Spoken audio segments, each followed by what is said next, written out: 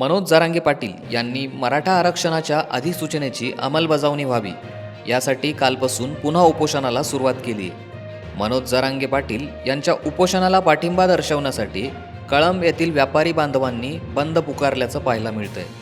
सकल मराठा समाजाच्या वतीने संपूर्ण कळंब शहरात हा बंद पाळण्यात आलाय. रविवारी याबद्दल माहिती देण्यात आली होती. आरक्षणाच्या मागणीसाठी मनोज जरांगे पाटील यांनी आंतरवली सराटी येथे पुन्हा एकदा उपोषण सुरू केले आहे. या उपोषणाला मराठा समाजाकडून सर्व स्तरातून पाठिंबा मिळताना दिसतोय. या बंदला उत्स्फूर्त असा प्रतिसाद मिळताना दिसतोय. अनुचित घटना घडू नये यासाठी जागोजागी पोलीस बंदोबस्त तैनात करण्यात आला आहे. तालुक्यातील अत्यावश्यक सेवा वगळून सर्व व्यापारी बांधवांनी या बंदमध्ये सहभागी व्हावे असे आवाहन मराठा समाजाच्या वतीने करण्यात आले होते.